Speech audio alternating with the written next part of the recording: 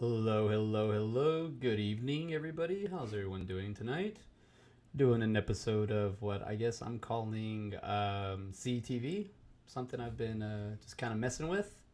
I don't know what I'm actually doing, but I'm just going along with it.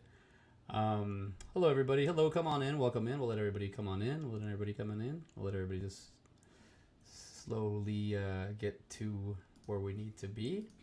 Um, let's see. So tonight, I guess we're gonna wait about a couple more seconds. All right. So let's see. How's everybody doing? I'm CJ, and welcome to CTV, kind of the show that I just kind of come on here and talk about what I'm doing lately, what I'm up to. Pushing the indie escape really hard because that's where I will be hanging out at with Joe Ridgely, David Madison, Scott Schiaffo. We got Brandon E. Brooks. We got Jason. Oh God, I'm sorry. The butcher's about to come out. Buritin. I gotta ask him how he spells his last name. Buritin. We also have Danielle and Ray out in Alaska. So we got a lot of a family growing here in the Indie Escape. And I want to say that today's episode is going to be a little different because I actually have a guest. I have a guest tonight. I have somebody here, and it's somebody from the Indie Escape. One of my brothers is about to come in with me in the room, and we're gonna have a conversation about what's going on in the Indie Escape. Oh, thank you, Joe.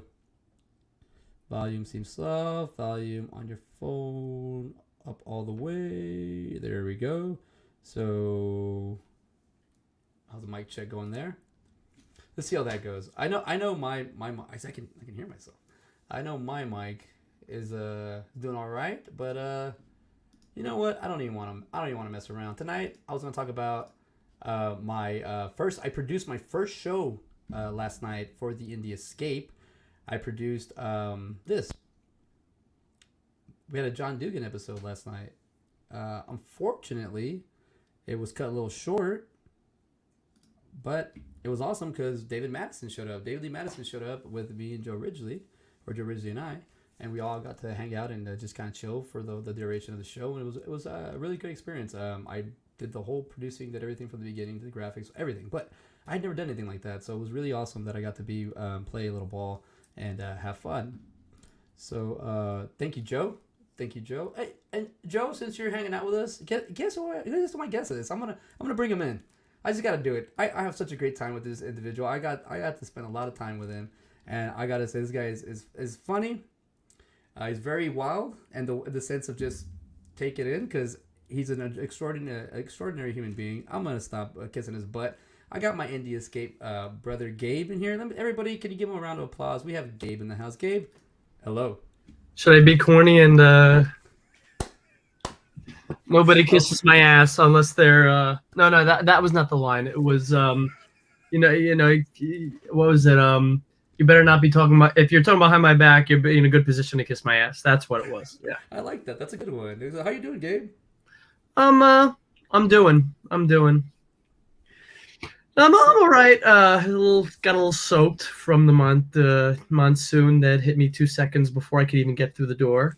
Axl Rose, no, Joe. It's actually somebody slashed my tires. I had to use an axle to but yeah, I know. One does not simply quote a meme. I know.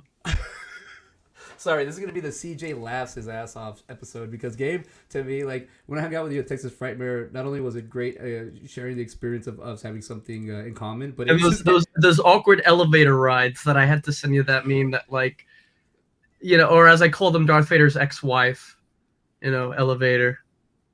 Oh, big Gabe Loud. Well, for a fire bad. Yes, I'm sorry, I had to do Frankenstein, not because he's Jewish, but because Gabe Loud. Frankenstein, isn't it? Well, actually, according to my friend Michael and Jason Levy, their movie Abnormal Attraction, it's Frank Stein. It's Jewish. Oh. Yeah, a lot of people get that wrong. And then there's Albert Frankenstein, and there's Albert Einstein. Actually, that was not such a great. Without the meme, it doesn't come out as good. So I should stop quoting memes.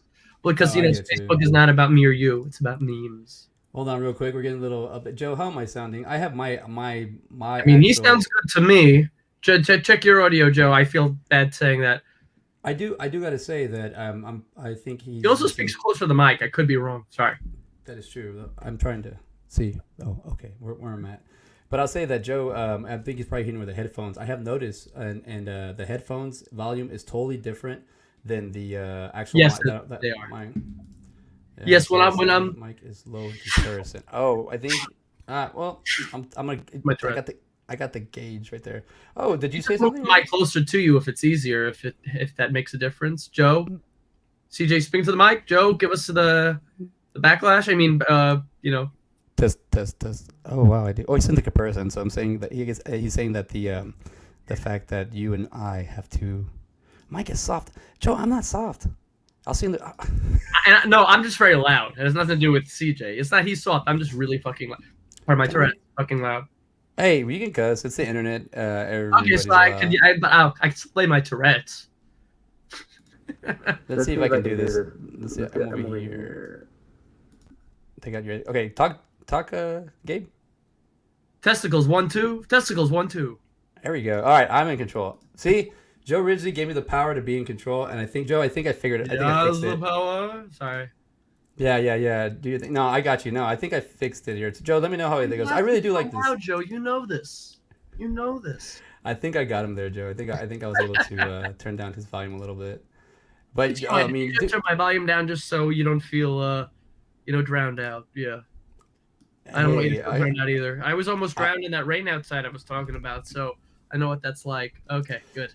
So my bed's over there, so it doesn't get better than that. So Joe, I'm assuming this is where we're at balance. If not, I'll pull it down a little bit and bring myself up a little bit. But I did want to talk.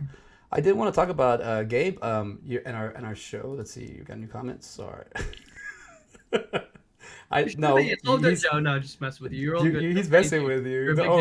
I've been spending a lot of time with Gabe. I'm sorry. I'm just so used to him by now that I like spending time with myself too. This is exactly what I wanted. I did want to. I totally forgot where I was going with this because I was going to show you something. And the shirt I'm wearing, by the way. Oh, I got mine right up to the door. Texas Frightmare. And I do want to say, and I haven't shared this with you, but I'm hanging amongst the people, like the real individuals at Texas Frightmare, really inspired me. I've been writing a horror slasher movie. I actually wrote it already, so I'm doing it because it was something about just hanging amongst the people, the real people that they just want to talk about, like just things that you want to talk about, things that they want to talk about, like like normal stuff, and I loved it. And you can also laugh about it with them, like Tony Todd, he was Candyman, dude. You know what I'm talking, but like I made they were during the panel, and I'm in the middle. I was trying to post the video, but I had a bad connection at Starbucks. He was talking about somebody made a Rocket Man reference. I mean, sorry, the Rock reference. I talked, the movie. So, and they were talking about how Candyman was influenced by Universal monsters. Like in that every monster in a story is like it was a human before, like it was a man or a person before it was a monster. Yes. And basically the thing with Candyman, he said he was the first black iconic monster. And I said, speaking of The Rock, you're also the first Black Rocket Man. And he cracked up, but also I remember going up to him to take a photo, and I'm like, Rocket Man, and he started breaking out in song 2. And he started, so Rocket Man, like, because neither of us knew the words, but he was hilarious, and he just a flat out mensch. I usually say if you have nothing nice to say it in Yiddish, but even if you have something nice to say, just say mensch in Yiddish. I talked to Tony Todd for about 10 minutes. Oh yeah, he's great. Not only did I get to actually conversate with him, he gave me like filmmaker advice. He gave me advice about being a minority in the system. He gave me advice about just everything of it. Like the one thing I really love what he said. And I try to keep my conversations, but I feel like this is okay to share. Like when he's talking about filmmaking, he's like, your movie you're doing now is to attach to your next movie. It's a building block, And I love that. I love that he was just kind of open, and I love that he talked to me. But he also said, because I do. There's a lot of there's a lot of them like most of the people people. I just want to say people a lot of the time generalize about people in the film industry, and so many of them are so not just civil but down to earth, and this chill, and just like straight up, like people you never imagine. Like people would ask me, like I told somebody that Lynn, like for example, one person, Lynn Shay, is the absolute sweetest, wholesome, loving, beautiful soul. One of the most people, wholesome, loving people in the film industry I've ever met. And she's like the godmother of Hart. And people said that's so nice to hear. That's a lot of people like Candyman, Kane Hodder, all these guys who play the biggest villains in horror and like giant teddy bears. They're like giant teddy bears and the sweetest, gentle giants, and it blows your mind. I love we were at Texas. Sorry to interrupt. I love we were at Texas Frightmare, and Kane like saw you, and then he saw me, and I pulled my mask down. Oh yeah, that was one of the moments. Yeah. That was just awesome. We have a lot of moments together, but there's this one moment where we were talking. I'm sorry, I'm gonna ruin her name. Lincoln Park of Jason. Yes. So she was there, and we were talking to her, and then Kane came from the side, and he just comes around and he starts messing with us. Like literally, he puts his finger to my head and pushes it, and then he so you're to my side, and as he looks, he notices you, and he's like, I know you. And then cause I met him at the Wizard World on the online event, and I pulled my mask down, and he goes, oh, I know you too. I'm getting both of you guys. Also, Kane and I go a little way back. I mean, we go back 2006, but ever since I found out he's Jewish and his stunt doubles in the Jason movies had Tourette's, like I have Tourette's. I know you know, but I was saying for everybody watching who doesn't know I have Tourette's, Kane's stunt double in all the Jason movies has Tourette's. Basically, he's one of those people you could just, I have certain friends who would like give me the sinister look, or like curse me out, and we could just laugh about it after. Kane's one of those people. Like I make Jewish jokes with him because he's converted to Judaism when he got married. I make Tourette's jokes with him, and he's one of the best audiences in terms of like he's so easy to make laugh. Like there are a couple of people in the film industry who are really hard nuts to crack, but Kane he's so sociable, and you saw that, you feel that he's just. I got a good. Also, when we were sitting at the cafe, what did he do? Like I know I said something to him, and then we're just insulting each other, and we just laugh. That was true. So Gabe and I are sitting, we're eating lunch or dinner. I can't remember what we're doing. We're sitting down eating, talking. It was both, because I think both of us hadn't eaten anything for lunch. We're eating lunch for dinner. I didn't even know what food was that weekend. So like Kane comes around and he just gives like Gabe a look, and I was like, oh shit! When he comes back, he's gonna get him, and he got him on the way back. I was just like, that's. I got him both ways. I went up to him, and then he came back, and we just like dissed each other and it's funny because I like to think about Kane, and what I've done a little bit of research is that he was one of the first people to do the actual conventions. Like he was promoting them, always there, and he's an easy person to talk to. He's easy to get along with, and man, I had to ask Joe Ritt. He's just such a people person. He's such a people person, intimidatingly friendly. Yes, and that's what I love about him. Like he has one of the best poker faces. Even if you know him, you probably know but if you don't know him, you'll be intimidated. But then the next thing you know, like he's giving you a hug and making you laugh and cracking up. That's the hard part I had to accept, because I did not realize that he is so down to earth. I'm looking up here, and he's like, "Hey, asshole, I'm right here." I'm like, "Oh, hey." You're like, where are you at, Kane? He's like, "I'm right here, right in front of you. Come on." I'm like, "Oh shit." I wish I would have captured that photo. I took a photo of it, but it wasn't the remember when we were outside I think I was with you. Oh no, I'm sorry. I might have not been with you, but we're on the 6th floor, and the elevator opened. And inside the elevator was cosplayers, but it was Freddy Krueger taking a selfie, and it was Michael Myers, it was Jason Voorhees, and it was Pennywise. And I was like, oh my god, that's. I don't think I was in that one. No, you weren't in there it. with you. So what happens is the doors open, and there they are shooting a selfie, and I'm like, oh my god, that is so funny. But that is like the perfect selfie within a selfie moment. You should have like a selfie within a someone else that you should just take a photo. But the problem is, if I don't have permission, I feel like I can't. I'm that guilt. I can't take a picture of someone. Oh wait, were those the actors or people in cosplay? Cosplay, but I still can't. Oh, but still, yeah. I don't like people taking pictures of me. It's gonna happen. I don't like taking pictures of people without the permission. I got you. Well, that's what we call action shots. Like you just, but no, I get you. Sometimes you're not sure, but there are times where it's just obvious when people are just out. Like obviously when they're in the middle of whether it be the lobby or just taking photos of, but I feel like in the elevator. But even then, like I took photos of the most silly. I mean, as long as not a celebrity, when they're just on their free time, you don't want to bother them. But like if it's like I got some of the funniest photos in elevators with some of those cosplay people. Well, the thing was, it was so funny and such in the moment that I was so aware of it that it froze me. So I had my phone. I had my phone and my. I was like, You're like so caught off guard. yeah. I was like, this is so funny. This is so real. Like I should just snap this, but I want to hold this moment. You know what? It's the movie. I don't know if you've seen it. It's like the Walter Mitty movie, and then it's a Ben Stiller movie. I know what you're talking about. I didn't see it though. Yeah. So there's a scene at the. I'm gonna ruin the spoiler. There's a scene at the end where. Remember what I said? It's against my religion to ruin spoilers. When I find out what religion that is, I'll let you know. Sorry.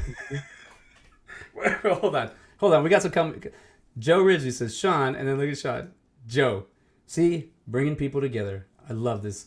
And what you were saying, right? Why do you got to sew them together like Texas Chainsaw or Jeepers Creepers style? Sorry, continue. Jeepers Creepers, the Texas Chainsaw. Yeah, some we got to wear the outside. I do want to bring up a little. So I love that we're talking about the conventions, and you did bring up your Tourette's, but I'm going to bring up a little flash of a little card real quick, title card of my show, My Manic Mondays.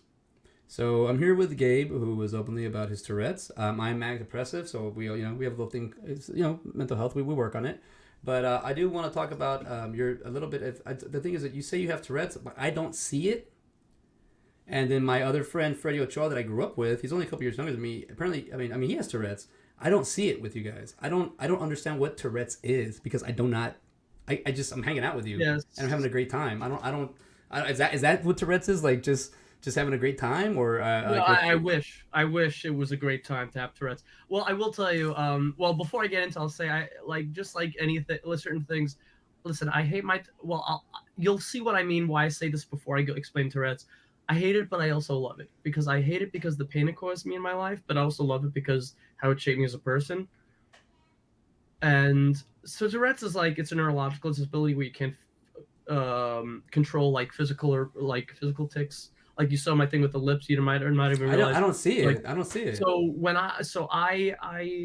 it's like sounds you can't help but make and physical movements. When I'm social, when I'm working, or more often when I am social, working with friends, communicate or like talking a lot. We're talking.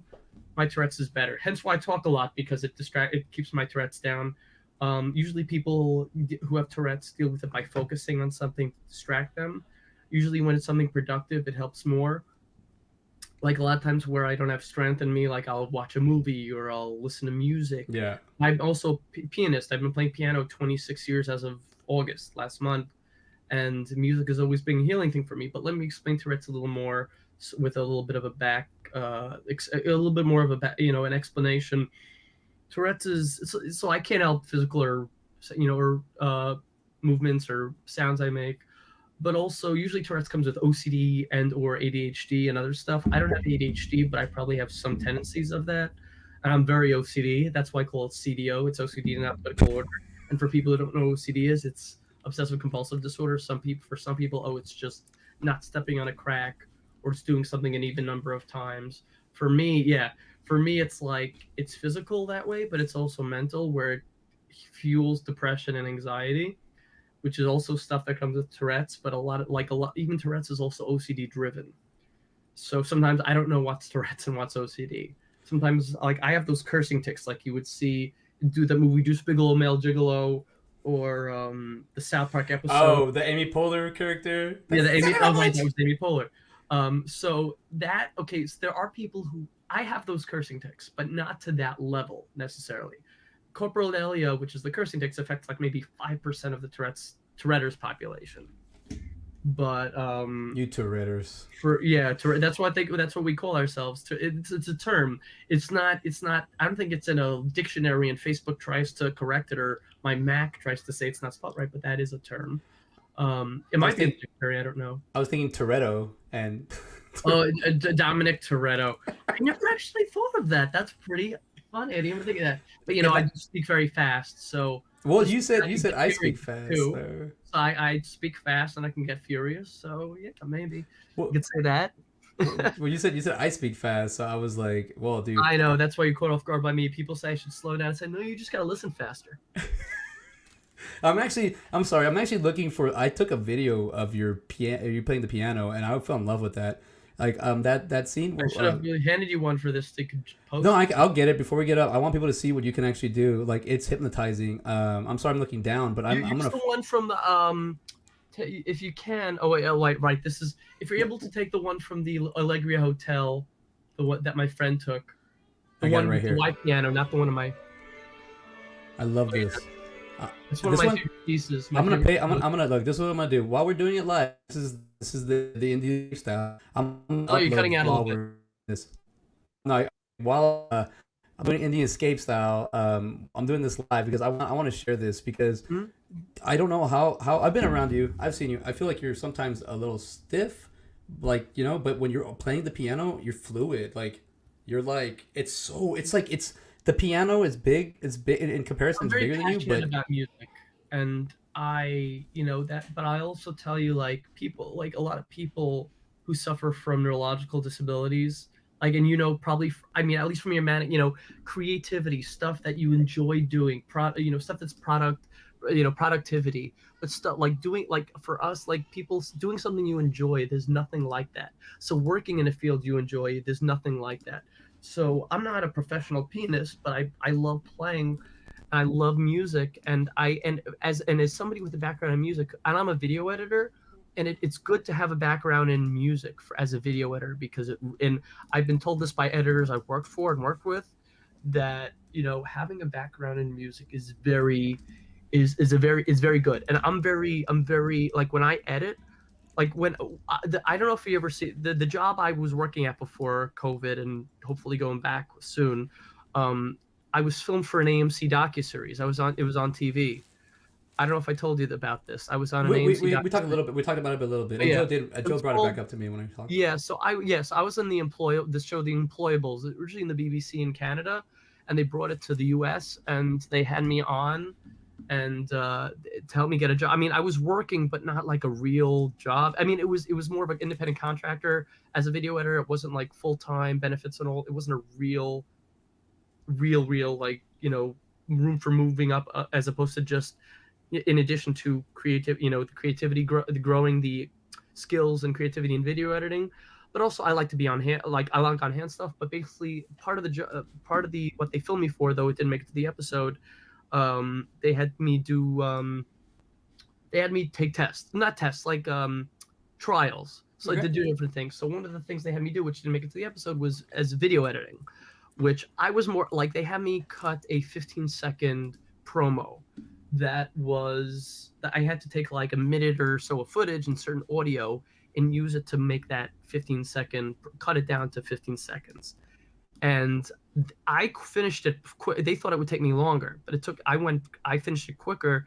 And but the audio was what they really stood out to them, because I cut the audio. Not, it wasn't just the music. I think the music was already set, possibly, but it might not have been. I don't remember exactly. But I had to place like the sound bites from the guy who's narrating it in certain areas, and the way I cut it and fix the audio levels and the way I cut it together. They thought it would, like, it was perfect. Then I was more critical of the edit than they were. They say you're your own worst critic, but like the whole thing wasn't perfect. But they thought they thought it would take me longer. And when somebody with an ear for music, for editing audio, it's a very big plus and It very is. It is. It very helps a good lot. for an editor. So especially with music, like when it comes to, because I've cut certain promos that are very montage based, which flows sometimes according to music. A lot of them are, like you'll watch a trailer. For example, some of James Wan's, like you'll see some of the trailers. Like I've spoken about this with one of my editors. There's specific people that edit that are very renowned at trailer editors. And one of the guys has done like 2 of the Conjuring trailers and the Annabelle trailers, some other movie trailers, and the way he cuts is very unique. The dropping of the sound when something creepy is about to Yeah. happen, or like it's sort of like when you watch a comedy, that was the punchline, a comedy trailer, But when it comes to trailers, it's like cutting like a montage. A lot of it is cutting. Some people cut, like a lot of famous trailer editors cut trailers according to the audio.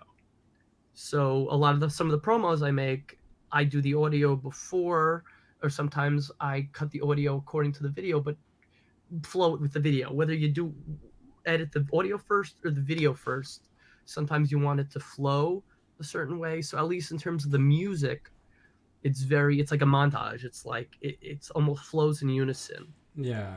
So Dude, I have to cut it that way. So movies that I grew up loving, or just movies I watched a million times. I get Clerks too. I can put my earbuds in and play the movie, and I can project the movie in my head. I don't even have to watch it. And that's it's like the Saw movies for me. I know all the lines that are coming for each and every Saw movie before they even happen. I get lost count at how many times I've watched them. You don't understand. okay. Like I just want to mention regarding Saw, like some of the actors know me as the biggest Saw fan. The guy used to represent some of them, John Rabin. I was interviewed by the Toronto Star as one of the biggest Saw fans, and I was They on even said that clip where you see that video. Yeah, the guy's like, yeah. there's a guy Gabe that's just like. Oh yeah, yeah. No, I was on the Saw cruise 9 years ago, and Mark Ralston of the Saw movies and Shawshank Redemption and Rush Hour spoke about me on the news. Now I would have been interviewed, which wouldn't have been as big if I didn't sleep so late because I was up late with one of the actors at the roulette table till 2 a.m. the night before. That sounds fun. I'm glad that happened because it's even cooler when one of the Saw actors speaks about you on the news than when you get to speak on the news. So yeah, Mark Ralston spoke about me on the news, and he was like, "We got this." Yeah, I got to send you the video again. He's like, "We got this fellow on board here, Gabe. Shout out, Gabe." He's like, he's got too many details in his brain, but he knows everything about each movie. He's way up on the memorabilia. It's scary. But the way he says it though. Oh yeah, the way we'll get to that in a second. The way he says it though, the video I love it because he's genuinely like amazed that somebody like was critiquing, like not critiquing, but looking at his work and being like, hey, and he's like. Yeah, it was everybody's there. We were no. But you guys were he just to him like I saw like this guy was like I just made a movie and you guys were like oh check it out we love it and he was like oh great like that was he was like I wasn't expecting this but the way he does it he pauses I got this guy Gabe like he's like you quit like I love that like as a filmmaker I would love somebody to keep me on my toes. I would love somebody that loves my stuff to keep me there. Always remember to also keep yourself on your toes. I keep myself on my toes when I'm not filming. I actually meant that seriously, and you're laughing. I know it's hard to know when I'm being serious or not. That's the funny part. The problem is your puns rub off on me. You know that because I told you what that story. Oh yeah, well, I hope they don't rub off too much. I don't want to get in trouble for assault or something. Oh no, we'll just have children and they'll make a joke. They'll fall out. But I do want to talk about the next to a knife. It's assault with a deadly weapon. Did you say assault? A salt shaker next to a knife. It's like assault. Did you say a saw? I do that. Shaker? Yeah, very, very, very assumptive of you. No, well, it was very persuasive of you. So what is it about the Saw movies that draw you to you? What is it that you really like about the Saw movies? Like what is it? Okay, so listen, I grew up on horror films since I was like 5, but see, this is like my tics. See, I get it. I see what you're saying, but I'm like okay. Yeah, no. Listen, one quick story before I get into that. When I took an acting class at Nassau Community College, before I went to Queens College in School of Visual Arts, and I took an acting class there, and we had to do our own monologue. But like before, like our final grade was like a 50% of our grade, which was a final monologue, which was which is literally like our last day of class was 50% of our grade for this one monologue. And basically, that one monologue, I was typecast as a Jewish kid a Jewish kid from a dysfunctional Jewish family in his 20s, who had to sound high and have sex with a girlfriend all the time. Obviously, I couldn't act one of those out in class, so yeah, you can't get high. I had to sound high, but that was the last thing of our grade, and I got one of the highest grades, even though I can't act for shit. And it's funny because one of the girls in my class ended up being in like Wolf of Wall Street and Vinyl and The Proposal and Mrs. Maisel, Awesome. So, but then again, it's an intro acting class. It didn't count really but it was like an intro. But halfway through the semester, before that, he wanted us to do our own monologue as practice, a sincere story about ourselves. So I told a story and I talked about a story regarding my Tourette's. And at the end of and I was almost in tears, like I was, because it was a powerful story to me. And the whole class was blown away because they had no idea I had Tourette's. Like I had these coughing tics throughout the year, and they thought I had a cough, I was sick or something. So they had no idea. It was like halfway through the semester, and nobody realized. I'm very open about it, so I didn't even process. That they had no idea. I thought that environment. When you're around a certain environment, like I don't know, like it just seems like you belong or you fit in, or just everybody else sees like, hey, I got issues too. Like with manic depression, like I can fake this. I can seriously fake an episode. I could be here and be like, yeah, I'm a happy guy, I'm good, and then all of a sudden the camera goes off, and I can be like, oh shit. Yeah, that's Or vice versa. I can be like, I'm in an okay mood, and then the camera goes off, I'm like, hey, I'm doing great. You know, so that's me. Like, but like you said, like you didn't realize my Tourette's when we were chilling. When I could be out and about and with friends and be great. My tics won't be bothering. As soon as I get home, like, what's there to do now? You know, even though I have all this, stuff to do, like, I'm very also like I grew up. First thing I told about my Tourette's, like, I had like two good friends till I was 18. One of them was like my best friend of 20 plus years. We don't no longer speak. The other one doesn't. We don't really speak. But like basically when I was much younger, I had two good friends. I went from a local Jewish school where I was bullied in my last year there by not just my whole class, but my teachers. To which I switched to another Hebrew school yeshiva where I met my two best friends, but I didn't really have I wasn't really close with a lot of people there. I didn't fit in. And that first year is when I first developed Tourette syndrome, but it was just vocal tics. It was just sounds. And back then, kids don't understand, but it got really bad.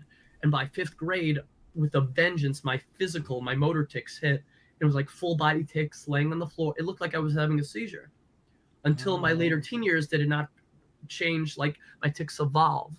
So it went from full body tics once in a while to smaller tics so freaking frequently every fucking day. So like, and back then, like I played piano since I was 8. I showed symptoms of Tourette syndrome when I was 6. I was diagnosed when I was 7.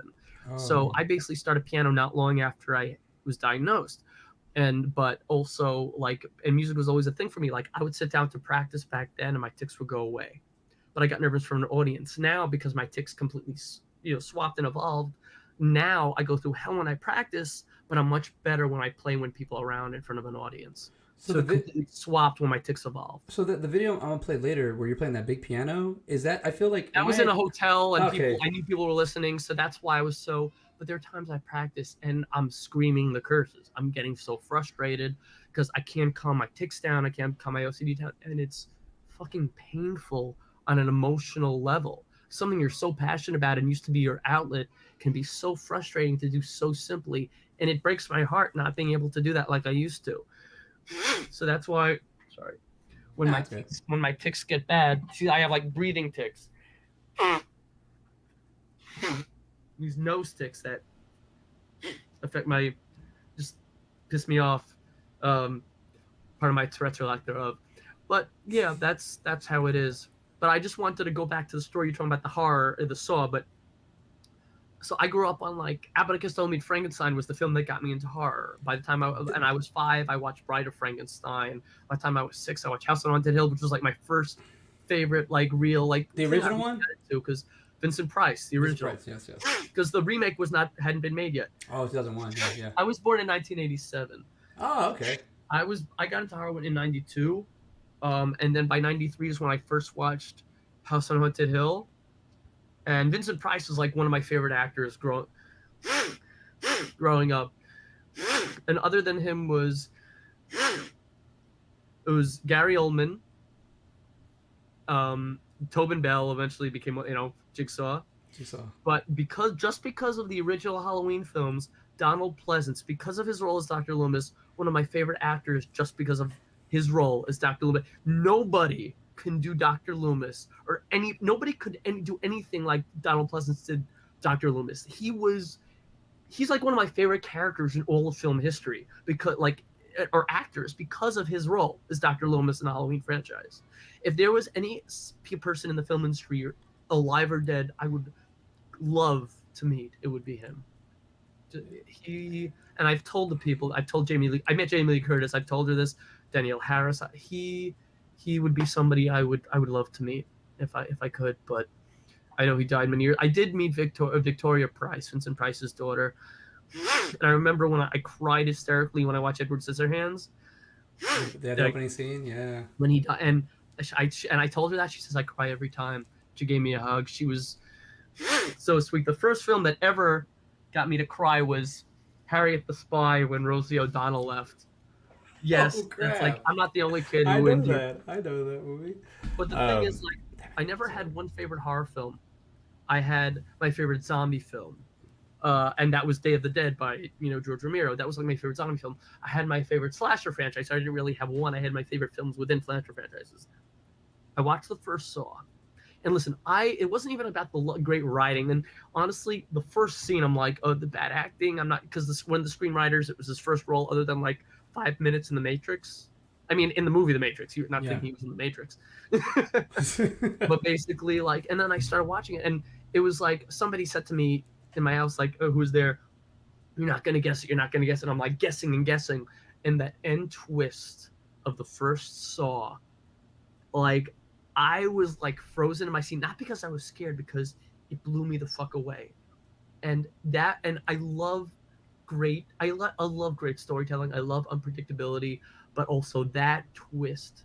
And it's rated one of the top best movie twists of all time, the first Saw. Yeah. And I was like, I've watched thousands, each of a number of the films I probably watched at least 1,000 or 2,000 times, at least. And I never get sick of it. And the music, Charlie Klaus's music, and the twist and the delivery, and like there would be times like before the later when as soon like I think my cousin told me there was going to be a 2 when he heard, and I had no idea, so we went to see it together. And then before 2 even happened, I knew there was going to be a 3, 4, 5, and 6, because I think when I was bidding on the movie props, one of the guys, John Rabin, who sold a lot of them, posted about something in the description of the props. And then Jigsaw died in Saw 3. Like, oh, how could they do it? How are they going to do it? And a lot of a lot of people said like, oh, he's been dead half the. No, he wasn't dead half the franchise. Not until the 8th one, because one of the greatest mind fucks in Saw 4 is that the 4th was taking place at the same time as the 3rd one. Like, even the director, I think it was Darren Lynn Bousman, said he was reading the script back then. He says, like, this is before the movie came out. Like, it's like, what the fuck is going on? Like, it's like, how is this happening? Like, it's like he couldn't. And then they realized what was really happening, because basically a character that didn't explain what happened to them all of a sudden reappears in the same place they were at the end of the 3rd one. Like, what's going on? Awesome. So it was that mind fuck that they were taking place simultaneously.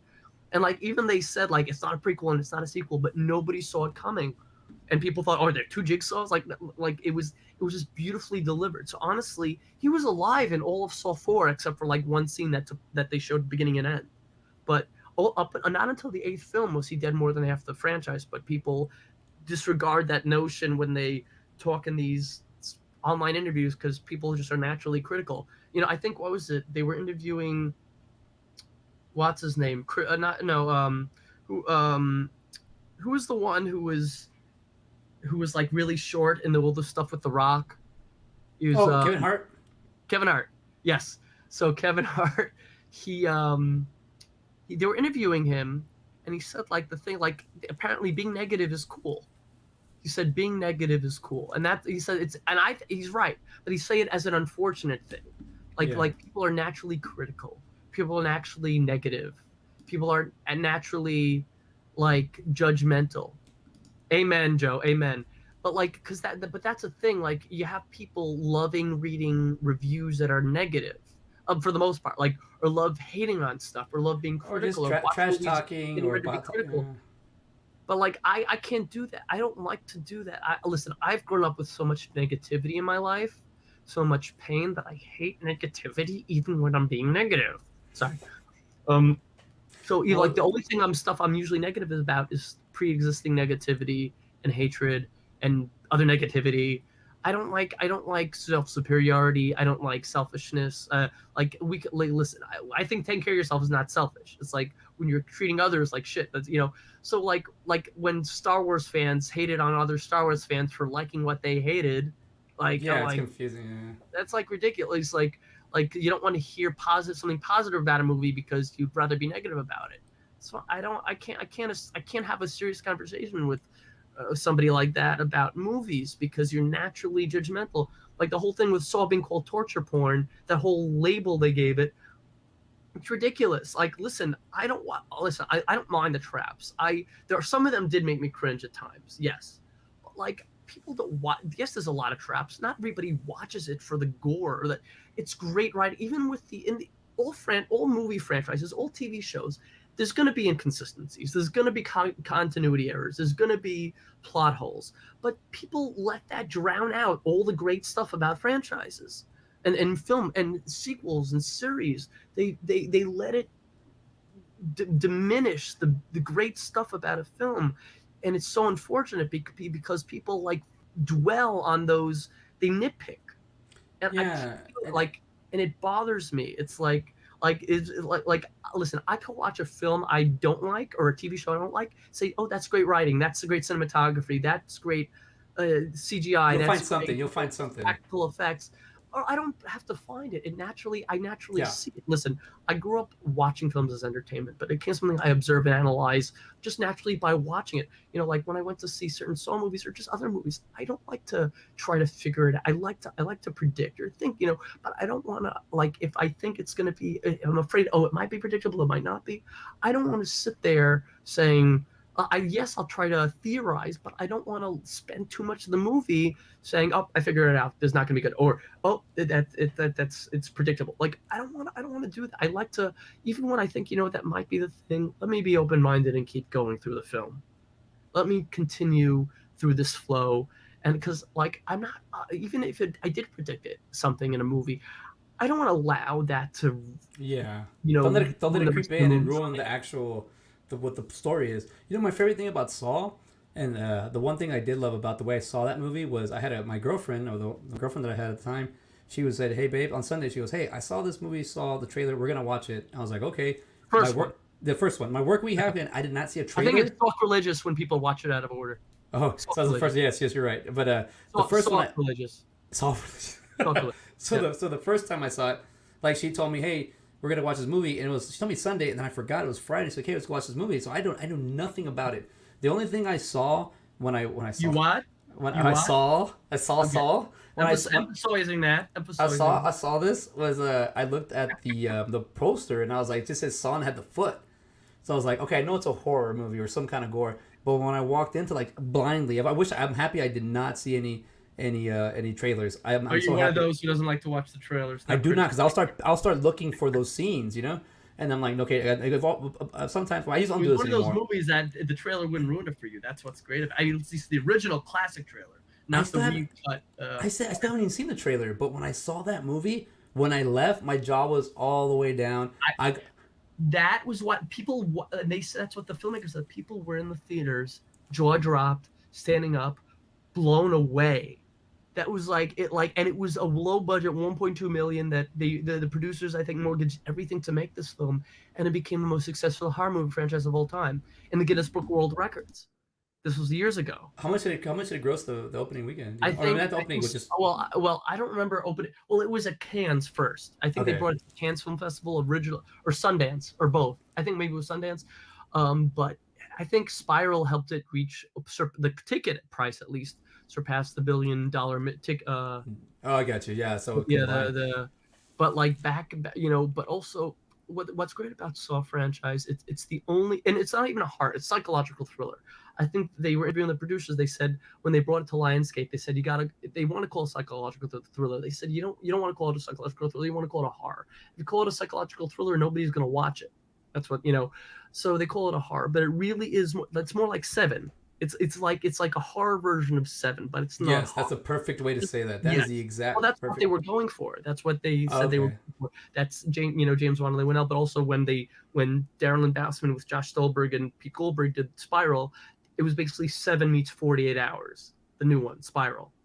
Because Chris Rock wanted to do like something with the like he wanted to do that the Black Cop, like the 48 Hours, the Russia, all those Martin Lawrence did it, Eddie Murphy did it, all those guys. He wanted to do his own thing, but I applied mean, to Saw because yes, Chris I Rock was also a big Saw fan. Chester Bennington too, and he got a cameo in the he seventh one. came You in. know He why? does, yeah, You know why? because he knows the director. Well, no. Chester Bennington for the seventh film, I watched an interview with him. One of his Linkin Park band members was a neighbor of one of the Yeah. Saw producers. So that's how Chester Bennington got a role. And when Chris Rock got to write, I'm like I remember when people asked him, "Is this going to be a comedy?" He said, and he said to the fans on like this YouTube thing, "It's gonna be it has gonna have comedy, but it's gonna be," and he does this Chris Rock look Saw, like he does this like famous Chris Yeah. Rock. No, I'm a huge Chris Rock lover. I mean, I Yeah. honestly like, man, the way he's just a little too honest. He's too forward, and I think maybe mainstream media kind of just put him on. I mean, Chris Rock from Bigger Blacker, his stand up, for all his stuff, like everything he's done, I was like, I'm amazed in the 2000s that he kind of just like they didn't let him really go. I'm like, I think maybe he was too honest, and I think he was just too raw, and I like. You mean for the new one? No, I'm talking about him in person in general. So like I feel like his career kind of took a little hit, and then when he did Spiral, it just like I mean I think like he did spiraled or spiral spiraled up like with. Well, can I tell you something? What's up? I never even thought it spiraled down. I didn't even catch that. But I will tell you, you know, I like his character in this, and it was his idea. He pitched the idea to co-produce it and star in it. But what I liked about it was that he was like a hard ass cop with like, it's sort of like, you know, you have like, you watch Breaking Bad. Mike, the old guy who was like, he had the best lines in the show that were the funniest part of the show, but he's just a hard ass, and he said it so seriously, so it made you laugh. Like Chris Rock, that he was like the main character, but he was like Mike of Saw, but he was the main character because everything he said, even in a serious way, was freaking fucking hilarious. Nice. Like he's saying he's a hard ass cop, like a hard ass, like he's divorced, he's going through a divorce, he's dealing with shit from his department. You know, he got shot before, you know, so he's just but he doesn't say it as comedy. He says it as a hard ass. He's gone through so much shit in his life that he says he's such a tough. He's like the Mike of Saw, and that's what I loved about it, because it wasn't it was comedy, but through that he was like that hard ass character that delivered the comedy so uniquely and so perfectly, and that's what I loved about his character, you know, in Spiral. But I just also about Saw, you know, what's it called? That's what I say. It's the only horror franchise that has never been rebooted. I mean, the sequels were semi reboots, but it's all one universe. It's all one big timeline, and it's more like they want to do a Sorrelverse like Marvel, but with Saw, because Spiral is not Saw 9. It's a spin-off. So they can go somewhere else with it. Right. So it's in the same universe. So Jigsaw is Saw 8. It's just not called Saw 8. It's a sequel. They call it a sequel and a semi-reboot or soft reboot. But it's not a reboot. It's it's just same timeline. So that's a great thing about Saw. Like even the Chucky movies, like they you know, they had the remake. Now they're doing the TV show, which is actually a continuation of the movies. But you've never had that done to Saw yet. You haven't had the entire story written off and rebooted or remade, and it's very difficult to do that with Saw, probably impossible, because like to do what they did with the first Saw, again, completely wash it out and do one, you know, that's like, you can't do that. Listen, for slasher films it makes sense, but a psychological like things where that's like slasher bloody gore, but Saw is not that. It's literally psychological and philosophical. And that end twist is legendary. Yes, a Friday 13th, but that's a slasher film. Jigsaw's not a slasher. It's also not just about killing. It's not. And these people, he doesn't kill people, but also the films are very scientific, psychological, philosophical, and there's so much underlying meanings. Yeah. And he really is a scientist. You know, he's a genius. He literally was, before he became Jigsaw, he was a world famous, a world renowned civil and mechanical engineer. You know, and he literally is a genius. And the way he said in Saw 5, like in a flashback, he said, if you're good at anticipating the human mind, it leaves nothing to chance. And like, it's you know, he anticipates the possibilities. Like he says, it lets the game play out. Like he literally, like, it's not like he doesn't know what's going to happen, but he has, fail safes and backups for every possible scenario that could go wrong or right, or not even wrong or right, just any possible, well, and necessarily he literally thinks about how each scenario could play out and the possibilities within those scenarios. And he literally is a genius when anticipating the human mind. And it's unrealistic because there's nobody that can truly do that. But Jigsaw's character, that's probably the most unrealistic part of the movie, is that he could do that. There's somebody who could do that, like Jigsaw.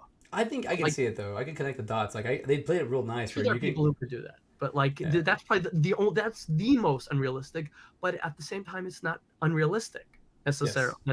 So check this out. I think I don't know. The shots are being fired, but Mr. Ridgely just said. Joe said, Chris Rock's voice goes right through me like nails on a chalkboard. He is okay when he's actually acting in drama. So wait, Joe, did you see the movie, or are you talking about another movie he was in where he did drama, or I guess he's just talking about in general. When you hear in general? when you hear Chris Rock, sometimes you get Oh, the Chris Rock. You got a cop. You know, I'm doing a horrible Chris Rock impression, but I love him, so I'll do no, it. but So I know what you mean. I know what you mean. yeah, that's what I love about Chris Rock. Like it's this little Oh, character. so there are going to be if Joe hasn't seen Spiral, there are some scenes in that. But I just want to tell you, if you haven't seen Spiral, the first scene with Chris Rock, actually, he said Rob Zombie inspired him from that. Something with there's a whole monologue about Forrest Gump, and it was that whole monologue with Forrest Gump. Exactly, that whole monologue with Forrest Gump was so flat out hilarious. He made a good point about how Jenny is probably one of the most biggest villains in drama or like history. Yes, yeah, she's actually You saw Spiral. No, I haven't seen Spiral. So he basically goes through a whole monologue about how like Jenny is guilty of this abuse towards people with disabilities. Well, I saw that the memes about Jenny, how she just took advantage of like literally like saying like he made $1 billion selling shrimp and she still wouldn't fuck him. Yeah, and then finally when she got AIDS, like, hey for it, like it's like this whole thing with Chris Rock is like, are you kidding me? Giving that guy AIDS, is that not abuse? It's like I didn't see him get AIDS. Like, oh yeah, how about a sequel? Where's Gum 2? Like that monologue from Chris Rock was so fucking hilarious. So check this out. Joe said he did see Spiral and enjoyed it, so that's good. Yeah, I mean, I gotta give the critters credit too. So while we're here, I didn't even realize we already gone 52 minutes. Like I could do this all day. So what do you have back there? What is? I see Billy back there. I see Chucky. I've been buying and selling movie memorabilia for a long time. I'm going to these cons since 2005. Now, and I've been collecting since around the same time. Actually, I've been getting autographs, but I started collecting screen used Saw props the same year. And I get stuff signed, not just screen use, but you're in for a treat if you have not seen my room yet. A lot of people have, and I call it a night at the museum in a sense. A few people have slept in my room when they had sleepovers. I'm talking about like, I'm not going to go into that, not like that necessarily. Okay, now let me start on this end. Hold on. Billy just scares the crap out of me. I suck at selfies. I suck at. So this is a soft. I actually sold it to somebody in Germany. I have to ship it to them. Actually, the Chucky puppet's also signed by the cast. And this is stuff this is actually from Texas Chainsaw. That was actually Alexander Daddario's birth mother's gravestone from the movie Texas Chainsaw 3D with my friend Dan Yeager. John Dugan might recognize this too. Yeah. That's Trey Songz's tire that Dan slashed with a chainsaw. Hold on a second. I got all this. I got like the Candyman thing you saw. I got that. Yeah, that was cool. A bunch of I got a lot of stuff. Terrifier. Yeah, some of the stuff you were with me. The Freddy gloves. Yeah. Saw art. Stranger Things, some assigned by the cast. I've got 2 guns here, props. One of them, this is from Iron Man 2, is Scarlett Johansson's test pistol. Oh, okay. And from Dark Knight Rises, this is from Terminator 2, Sarah Connor, Thor 3. Hold on if you sell that, I'm buying that. Signed by Jason from Part 5, Steve Dash. Hold on a second. Then I got a Halloween mask signed by a lot of the cast. Then there's all the ladies around my bed. And then, hold on, these are all the mannequins I have displaying movie props. It's from Haunting of Hill House. This is one of Samuel Jackson's. Oh shit, Joe! He's got some really cool stuff. It's not the movie, if only. That is, you're gonna laugh. Justin Bieber's death, bloody shot up outfit from Zoolander 2. Zoolander 2. Okay, yeah, that's right? Awesome, dude. I bought it because he was near me once. I thought either I'll get him to sign it or I'll sell it to Selena Gomez so she can burn it. And I actually know Monica. She knows I have this from Monica Keenan from Jason, from Hellraiser Judgment. That's like the full baby face. Yes, I see it. Used in the movie. That is Matisyahu's 2 of his acts from the Possession movie with Jeffrey Dean Morgan and Kyra Sedgwick. The Jewish exorcism movie. Yes. Yeah. This is The Rock's Dwayne The Rock Johnson's outfit from Fast and the Furious 5, I think. Family. I got this actually from. Some girls like to wear this stuff. I got this from Scout Taylor Compton herself. She's one of her shoots. My friend's poster up there, The Night's End. My friend Jen actually started working for Lloyd Kaufman, Trauma Films. I met him. I met him in real life. Just like hi, he shook his hand. He was so cool.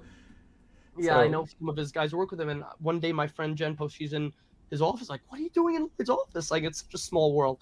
Jewish geography, because we're all Jewish. Me, Lloyd, and Jen. And then there's Shawshank Clerks. poster signed by Mark, who spoke about me in the news, and Ed Bellamy. And I'm sure Scott Shafeo knows these guys. And Costas, he actually gave this to me on my birthday. This poster, he signed it to me. He signed it, Cherish the Game of Life. He's like, we should have put that in the movie. And then this, I'm actually just listed on eBay to sell. Not used in the show, but I got it signed by them. This is actually, if you saw it, that's Jessica Chastain's bloody full outfit from the finale of Chapter 2. I see. And then these are some others of Denise Richards from these guys I know. They made a movie called Toy Box with Misha Barton and Denise Richards, and somebody else I know, Matt Mercer, who played Misha Barton's brother. This oh, sorry, I can't do it. This outfit behind the karate thing. Also, this signed by Tobin. I got a bunch of photos of celebrities and stuff, and then I got posters I can't even fit anywhere. Oh, the Halloween poster, and the Toy Box movie I told you with Denise Richards and Misha Barton. So I got see. Sorry, I get more like this. I just realized I can do this. This mask I wanted to bring to Dow, but I thought, you know what, it's hard to get signed, but probably gonna wear it for Halloween. I got a Star Wars poster behind there, a Jaws poster signed by Richard Dreyfuss. I got a Star Wars poster signed by Mark Hamill and C-3PO. What's the name? Anthony? I forgot the name. Oh, Prometheus, one of the ampules used in Prometheus. You know, the Alien prequel. That's one of the screenage ones. Oh, right there. That's awesome. Wait, how did you get that for eBay or? That's awesome. Oh no, Prop Store of London. I bought one before, and I actually had it. Yeah, and you could see there's like the alien spores, the dried ones from when it bubbled. They're still on top there. It's crazy. I did not meet Jennifer Lawrence, but I did buy that autograph. Candyman. I love that. Oh, and Costas actually. That's my buddy Costas. He did a charity soccer game with Jason Statham and Vinnie Jones. And actually, you're gonna laugh. There was a movie about Tourette's with Edward Norton called Motherless Brooklyn, and I saw it, where do I know that name from? Now, Bill Johnson from Terminator 2 told me about this, and this is his handwriting. This is from him, and I had no idea. And and then I'm walking by this 50,000 times. They're like, oh, that's what Bill told me about. Oh, yeah, I have 3 friends who are in Wolf of Wall Street, and I had one of them. I went to my friend Kathleen from acting class. She signed it. So I got a lot of this stuff, but I actually got to ship this. I just sold this. This Ate Dewey Dembala emblem. I'm gonna drop my computer if I. Yeah. I got you. I got this from 50 Cent. This bottle. He has 50 Cent's aunt. Her grandmother lives in like 10 minutes from me or something. Oh, okay. So sometimes he's local. He did a signing 5 minutes from my house, so I got an F and vodka bottle signed by him. But apparently he's in the neighborhood or nearby twice a month. He works out with one of the local Rockaway Queens gyms, but he basically gets half the gym to himself because everybody, if somebody tries to touch a weight on 50 Cent side of the gym, he goes like this and they just walk away. It looks like the Force, don't touch it. No, he's like you cannot use this side of the gym. I will not use this side of the gym. And I was like, he just goes like this and they just walk to the other side. That's what I've heard. Can't say it's 100%. But who knows these days, but I'm just kidding. No, 50, he's cool. I also met Fat Joe at a anti-domestic violence thing with friends of mine, and we lost some weight, so everybody called him Slimmer Joe. Slim Joe. Slim Joe.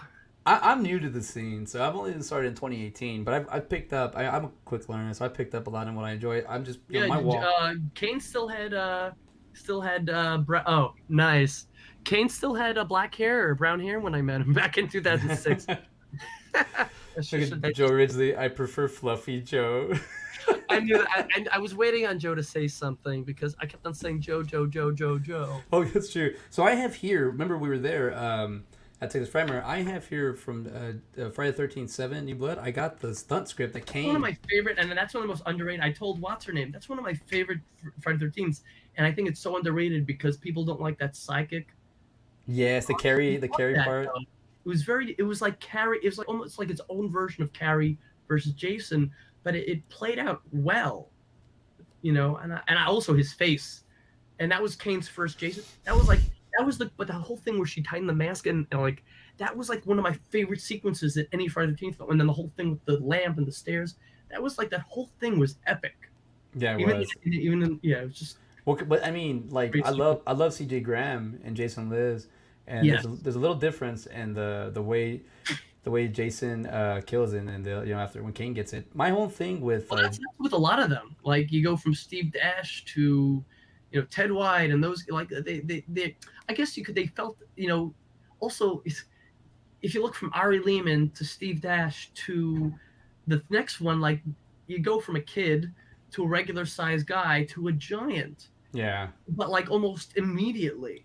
So there always was that inconsistency with his. So I mean, obviously, it doesn't say that how much time between 1 and 2, but between 2 and 3, you can't. It's hard to really. That's what I'm saying about with sequels and franchises. There's always going to be inconsistencies and plot holes, especially in the slasher ones, like the Part 5 and then Part 6 was a continuation of Part 4, and Friday the 13th Part 2, which was written off, and Halloween Part 3 has nothing to do with the original franchise. You're always going to have, and then Part 4, 5, and 6, which almost disappeared from the timeline when you got H2O and Resurrection, and then you got the new ones which write off everything else but the first one. Yeah. So you'll always have those inconsistencies, but for Jason, the size thing is like, who cares? The way he kills is like, it's so minimal compared to the other inconsistencies of complete movies. You know what I mean? Yes. Well, my fan theory about I went and did a fan theory. I want to hear this. And my fan theory was on our very for our second episode of Side by Side. I said, what can we talk about? Side by side movies. We take 2 movies, we talk about them, and I was like, I realized I don't think Jason Voorhees can fight. I don't think he can fight. He sneaks up on people. I mean, even Part 4, I keep saying this. There's a girl getting her bike, and it's a great silhouette death, but he just impels the girl from the back. Like he's like she can't even. He didn't even fight her. So I think so what I did is I got on the Wizard World that they're doing the meet and greets, the virtual experiences. I spoke to VC Dupree. I spoke to John D. LeMay. I spoke to Sean Cunningham, and I spoke to Kane Hodder. So I spoke to Julius from Part 8, who fought Jason, who got his head knocked off. I spoke to Steven from Part 9, who actually fights Jason, and I thought wins. I spoke to the creator of the whole thing, and I spoke to one of the Jason Voorhees himself. Because also speaking of CJ Graham, but on the side, and I totally got like pwned by the fact that they were like, dude, he can fight. He doesn't have to fight. Especially what CJ Graham told me. CJ Graham says, why do I have to fight if I can rip your arm off? Yeah. I was like, yeah, you're right. Like, is that like that's like a better? It's it's funny. It's like what was it? I was on the Saw cruise, even though which was Saw. Like I was talking to Dan Yeager, who's one of them. Saw is from Texas Chainsaw 3D, and John Dugan. That was some, and obviously like that's when I first was on the indie back then when it was in the Brigade, and it was with Dan and John, and then Dan called me his rabbi, even though he's the one with the beard, and I said something about how I'll be 40 in whatever so and so years, and John Dugan's like, "Fuck you!" Like, and I just jokingly, sort of like when Malcolm McDowell said to say to me as a joke, like when I told him it's my birthday, how old are you? And I tell him, "Fuck you," like just jokingly, like. But basically, Dan, I remember on the cruise, he was we're whatever. So he made a joke of like, and you can't say anything. I'm like, why? He's like, because I have to kill you. And then he starts all of a sudden like stops and starts laughing. It's like it's almost like that, like, oh, because I'll rip your arm. Like he said to you, I'll rip your arm off. And then it's like with the poker face. I can't do a poker face. Oh yeah. I can poker face. I can. No, I'm not gonna say that. Paler face. No. Anyway, this is not Debbie Does Dish. Oh, sorry, that was the kosher. It was the kosher version of the Jewish porno. I'm not gonna say the other one because it's very, very sacrilegious. Not sacrilegious, like legit sacrilegious. I watched my first porno the other day. I was so much younger back then. I'm just kidding. See, I'm telling everybody, I could just like my drug dealer up, but CBS does not count. It was funny having John Dugan last night because it's just like, hey, what the fuck's going on? Like it's just like watching a grown man with Tourette's, but like I'm a grown man with Tourette's. Just like you don't get the like. That's why I was saying about Lance Hendrickson. We're talking about Lance. He puts my Tourette's to shame, and I fucking love it. Lance Hendrickson? Does he have Tourette's? No. He just has every other word that comes out of his mouth is a fucking curse word. Oh, and he's like, dude. When I met him, he was 79. Now he's 81, and he has the most vulgar vocabulary, as I call it. And I cannot stop laughing. That like even if my Tourette's were at its worst, he would still put my Tourette's to shame because every other word that comes out of Lance Hendrickson's mouth was a curse word. And it was I'll say when my first, because I've only been to 2 Texas Frightmares, but my first one I went, the Sunday was Cinco de Mayo, and it was his when he was born. Lance Hendrickson's born on May 5th, and You know who is? Lance Hendrickson, Oh, and right. and I cannot the whole crowd and it Sonko was Di Maio. Sonko Di Maio. I told Costas this one. He loved it. Sonko. We were supposed to do during CNI on Sonko Di Maio. oh Sonko the Sonko Di Maio. Sorry. no Sorry. I had to say that's okay. I got that. I just thought it was crazy that everybody started wishing him happy birthday, and his crowd just started. I have a video of me in the middle of all this. Oh, you were at that one where he was. That's the one I wanted to go to, and I didn't go. That would be perfect because we could have celebrated our birthdays together. So you know what? I'll say this, and celebrate. I'll say that my birthday's May 2nd, so it's like we're 3 days apart. 3 days apart. My son's birthday's May 8th, right there. It's another 3 days. But the thing is, with that being said, would you think that? Would you say? Nothing, twinning. No, actually, it's funny because the Saska twins are 3 days before me. Lance Hendrickson is 3 days after me. So it's sort of like, and I share a birthday with Ari Lehman, the first Jason, Dwayne The Rock Johnson, and my friend Bosch, who's like the size of the Rock almost. So I'm caught between a Rock and even bigger Rock and Jason Voorhees. So that was in my head. I was like, he's gonna say it. I did say that on my birthday, I share a birthday with Christopher Lambert. Christopher Lambert? You mean? Yeah, Christopher Lambert. I wasn't sure. Maybe it's pronounced differently. Oh, that's wasn't he was Highlander? The Highlander. And he was also Raiden. Yes, he was pretty. Funny, everybody knows him as Highlander, and all I know him is from the original Mortal Kombat, which is fun, but as a kid it was fun, and it still is, but it was so cheesy. It's just hard to make a movie off of a fighting video game. That's all it is. Especially in the 90s. Well, actually, Resident Evil. And listen, I'll be honest. I love the Resident Evil films, regardless that they didn't follow the game. And some of them were cheesier than others. I love the games. I'm more like. Oh. But I'm saying is they weren't cheesy. Actually, the fifth one was a little cheesy, but it wasn't like Mortal Kombat cheesy. But also, it had some great. It was cheesy at parts, but it had some great homages to the games. Silent Hill is probably one of the best video game adaptations. Yeah, but that game alone is the first one. And I'm usually somebody that doesn't think something's better because it came first, but the first Silent Hill was phenomenal. So here is my my Lambert signature. And as you can see, we both. Sean Connery. I wish I would have had his signature. That's the way the cookie crumbles. And that's the way. I like it. Sorry, the Bruce Almighty thing I had to do. Hey, it's Monday Panda, and you don't hit a woman with a closed fist. And I was just like, and it was like the billboard that said this: "Are there hot shingles in your There are hot shingles in your area." Like shingles, you say? But it does say here he did write there. I like that he did wrote there can be 2 on March 29th. So. Because I told him that is original. I love that's like what Costas did on my poster. Cherish the game of life. So I love those original things just come up with on the spot, knowing thinking about. I told him when I met him, I go, hey, we both have the same birthday. Can there be even here? Look at Vic. Oh wait, what Vic said. There can be only one. So I asked him on my birthday, can we do? I told him we share the same birthday. Can there be 2? And he goes, oh, come on, we're talking right now. I go, yeah, I know, but when I meet you, one of us is gonna have. He goes, no, and then he sent me that message, and he said there can be 2 on March 29th. I was like, yes. So my little fan.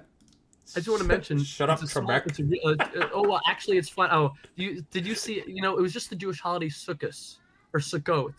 So I posted that. Do you saw what I posted?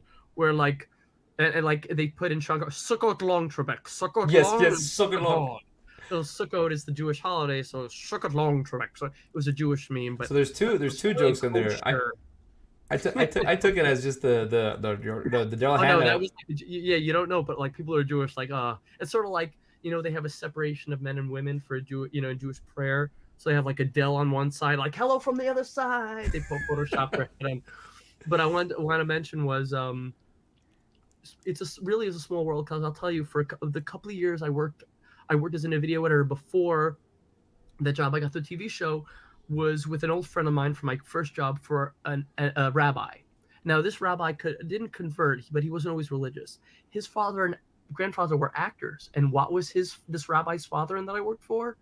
He worked on 2 of the James Bond films with Sean Connery. So his father knew Sean Connery, introduced him when he was a kid. So that already blew my mind. But also his father was good friends with Christopher Lee. And Christopher Lee actually wrote intro. And what was the rabbi's? What movies was the rabbi's father in? This rabbi that I worked for as an video editor for. His last film he was in was Hannibal before he died. The one with Anthony Hopkins. Yeah, yeah, yeah. The one that his was also in The Omen, the original Murder on the Orient Express. I got to get you all the sorry, my ticks. Movies he was in, but and which James Bond movies he was in. But this rabbi's father was in a lot of big movies with a lot of big names. And I call that Jewish geography because he was Jewish. And even if you're not Jewish, it's Jewish geography. But I'm saying, like, you met this guy, Christopher Landon, and then it's like, and actually, and then I worked for this rabbi whose father knew Sean Connery. Like, it's all the interconnected. So like I know people who worked with Anthony Hopkins. I know Costas. I know Carrie Elwes. Both have worked with Anthony Hopkins. I also what's it called?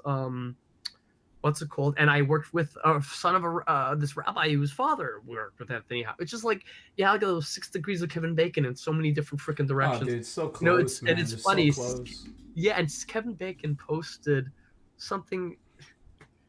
Hold on a second, because Kevin Bacon posted something. And I don't know if I doubt he saw my comment. Kevin Bacon posted something on Instagram. Here, I'll tell you right now. I have a Kevin Bacon story when I lived in LA, but Hold it wasn't him. Here we go. Kevin Bacon posted, hold on a second. He said he posted a photo of a girl's underwear on his laundry machine. You see his face in the reflection, and it says, "I love KB." And like you can see his face in the reflection here. It's hard to see. Yeah. And this is on his page. Now, wait. And then he said, sometimes doing laundry can be fun, full surprises. Now, what was my comment? 6 degrees of penetration. Something about 6 degrees of penetration. I doubt he saw it. Like, was that not perfect? Was that not perfect? Yeah, it's for yes. I'm telling you, I think I'm quick-witted. I think I have a quick release, but Gabe is like, but he's so good at when I'm not playing piano on video or for people, I get like really fast. I can't even I can slow myself down when I'm talking sometimes. It's even more difficult for me sometimes to slow myself down when I play piano. It's scary. Like I can't, because sometimes it just keeps me from ticking more. Yeah. Like if you think I talk fast, I don't think you talk fast. I play piano fast. But I also say if you think I play piano fast, I talk fast. But then again, they probably hear me talk. That's why when I'm playing piano, I can't we men, we don't multitask. Our men, we multitask by screwing up multiple things at once. For the ladies out there who can agree with us on that. So I can't talk and play piano at the same time. Like that's why Victor Borgia played piano, stopped, made a joke. Played piano, stopped, made a joke. I can't. If I'm already on a flow of a piece of music, I can't stop and talk. Well, I feel like it's too much, man. I feel like it's way it's too like much. sort of like that tapping your head and Yeah. I can't do that. Like my hands work in unison, which sometimes for certain piano pieces makes it difficult for me because sometimes when you got to switch, like when I have to do a certain thing with a certain hand, like a certain notes. Thank you, Joe. Oh, Joe, schlaf gesund. And that's good. Oh my God. You're right. We're already at 113. I think. I think you know what it's Friday. No, it's not Friday. Thursday. Yeah, almost. Thursday you gotta get hammered, but I haven't eaten enough to get hammered. So let's. I guess. I'm having a great conversation, but I can tell that we can talk, you and I. So we should carry on another time. Carry on because we know we carry on. Well, I think what I'm gathering from just this little hangout session with you that I'm seeing is like, oh, I know we're going with good old Gabe here. I can talk about stuff for days and weeks. Forget if you go on everything else. I'll talk you till you're 128 AD 120, or something like that. Like, dude, no. Just before we shut out, I will tell you, people who know I talk a lot have no idea how lucky they are. But even though they have to endure me, because when I was, I think, 3-year-old nursery, my mother asked the teacher at the beginning of the year, "Oh, has he speaking yet?" No. At the end of the year, Rachel, he will not shut up. So I haven't shut up apparently for the last 31 years. So a lot of people think they have it so bad. They're lucky. They are so lucky that they. No, I'm just kidding. I don't talk in my sleep necessarily. I was very impressed when you said. I don't film myself when I sleep. I hope nobody else does because that would be weird. I was very impressed when you said well, CJ, you talk fast, and I was like, yes. I go to Jim Carrey where I do the tongue push-ups. I get over back to the regular gym. I have other friends who go to Jim Beam. Thanks, I got a lot of workout to do, not workout or, because I have Tourette's, so it's workings in my jeans. I told you, Tortilla Miley cheese. Cyrus is not original. Yes. She was like 14 months old. It's like she's. Well, let's save more conversation for later, man. I love having you on, man. Save it for later. Hey, Trebek. Must ask you a question. May I browse your computer? Hey, I see you have a nice shirt. It looks good on you. Do they make it I'm from getting men? too old for this shirt. You remember that Danny Glover shirt I had in Dallas? I'm getting too old for this shirt. I'll get too old for this shirt. It's like what was that pickup line? Yeah, some girls that would work. I shouldn't say that. Like, oh, that shirt is terrible. Take it off, or something like that. Like that top is terrible. No, it was just like, oh, how does this look? Oh, it's terrible. Take it off. It's just like I wouldn't really. That's actually from Euro Trip. It was like, you know that movie? Like that is one of the most perfect, like unsuspecting lines that probably would not work for shit, but it would be funny to say.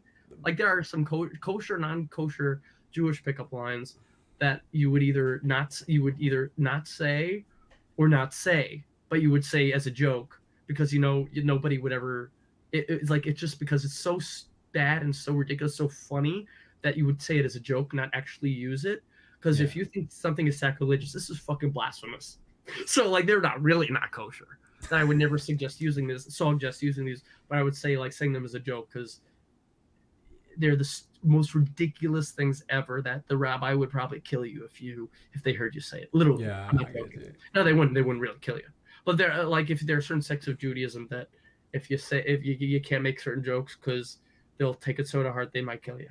What's religion? Anything religion, I'm like, well, that's why I say I'm Jewish. Jewish. Yeah, you told me like that. Well, yeah, like John Kassir loves that one. Kane Hodder always loves that one. He loves my Jewish jokes, especially my mile and circumcision jokes, circumcisions. Yeah, I'm amazed one of those didn't come out. Huh? What? Sorry. I was saying, like, well, I don't know. I actually haven't seen. I'm caught. I think I'm up to 7. I need to watch Jigsaw. Well, I've seen all the deaths. I'm one of those guys. I like to watch all the deaths. No. Listen, I listen. Like for example, like I have favorite traps. I like the traps, but they're not my center of the movie. Even though they're one of the stars of the movie, in a sense. But my favorite trap. I don't know if you've seen all the films. No, I haven't. So my favorite there were originally supposed to be 8 films, but they stopped it at 7 originally in 2010. One of my number one favorite trap is towards the very end of the 7th, and it's called the Iron Pig. Literally, you think it's going to be a rocket ship, but it's not. You have to see because it's like what I love about it. It acts like its own. It's a twist. Not that it twists anybody. You don't see it coming. All it is a freaking platform. And the thing freaking forms itself like a transformer. And it literally, I have my friends like jump back in there. And this was in 3D, but it's not even one of the 3D scenes that does that. Like, what the fuck is happening? Like, it's like all it is like somebody's on it, supposed to die. What is going to happen? It literally forms itself. It's one of the most unpredictable, non-story twist elements of the Saw franchise. And it's in one of the most underrated films in the franchise, the 7th one, which a lot of people literally hate. But I actually love, regardless of its flaws. And there's a whole thing with the color correction, how the blood was like pinkish, but like it didn't. I don't let that drown out all the stuff I like about it. And also, there's a character I was anticipating and theorizing about. Like, listen, before the 4th one, I was theorizing up a fucking kazoo. What can happen? I could go on for hours and days talking about potential possibilities that could happen in future sequels, and which is each and every film. I was still doing that. Like I'd be walking to my friend's house on a Shabbos or Sabbath, and like thinking of like, oh, so 8 idea. Like the thing about, listen, part of also having Tourette's and OCD is like your mind is always cycling for better or worse. So part of that, I have a phenomenal memory, but the problem is it can be just as much a curse as a gift. Because you almost never forget anything, and a lot of the stuff you wish you could forget, you just can't as hard as you try. And you'll get stuck. What? You'll get stuck. Like I have great memory. I'll get stuck somewhere. Oh yeah. But you know because of that depression, the spiral, no pun intended, you spiral. Like my brain, for better or worse, spirals into creativity and theories and stuff, but also spirals to painful depression, anxiety, and stuff that I wish I could just let go of, but I can't get Yeah. out of my head. But that's why a lot of creative minds. I'm not bragging about myself in this sense. I'm just saying a lot of minds in history, comedians. That's why a lot of comedians come from a dark place. Famous comedians come from a dark place because they take the a lot of they transform their pain into humor. That's why even though they're not a lot of them are not my jokes, I like making people laugh. I Yeah. like I like seeing smiles. I get happy from helping other people. Sometimes it's my only source of happiness. Like I think I told you Lynn Shay, who's one of my somebody I love dearly from the Insidious films. She reached out to me on Facebook, and I had met her already. She reached out to me on Facebook shortly after we officially met because a friend of her son was diagnosed with Tourette syndrome. She asked if I could be of help to her friend, so she connected me to her friend. And I've been helping her friend just at the time of just texting ideas about medications and doctors and treatments. And her friend texted me back after just a few texts, like, I'm so glad I met you because I know my son can live a full and happy life.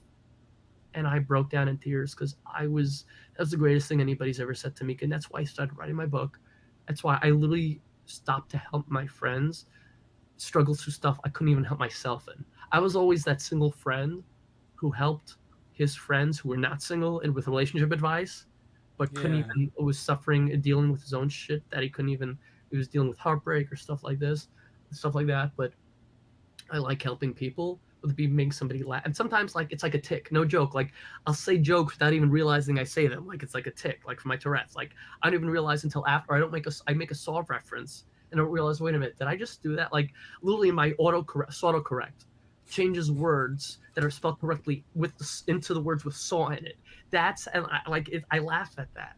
And my friend's like, oh, that's such a Gabe, that's such a Gabby, like, but like that's the thing about my Tourette's. I'd rather be somebody, and stuff. I'd rather be somebody who's suffered pain and dealt with stuff and is an empathetic, tries to be as much as he can an empathetic, understanding person who likes to make people laugh and bring smiles. Even and though I can make people angry and get people, I don't like to. I usually get negative about stuff that bothers me. I don't hate people. I hate how people treat each other, how people treat others, and that. But I'd rather be somebody who is bothered by that and is sad and emotional after standing by, standing against something that really is like selfish or evil, and Yeah. regardless of who commits it, than somebody who gets off on bullying people or simply getting joy out of a rise out of people. Or that negativity you were talking about earlier. Somebody I that looks. can't be that person. Yeah, somebody that looks for that negativity, like you were saying earlier. Some people that look for that. I mean, for the most part, I think now that Like you came full circle on this, like that Yeah. whole negative, So and Well, that's part of why that's a lot of people who like love horror or love art, love cinema, love music. It helps them, and that's the whole thing with my memory. Like I dwell on a lot of this pain, which it does help my creativity. But that's my memory is just I can't forget the painful stuff, but I can't stop thinking about ways to. If not stuff that if stuff isn't original with some stuff I come up with is original, but if it's not original, I make a twist.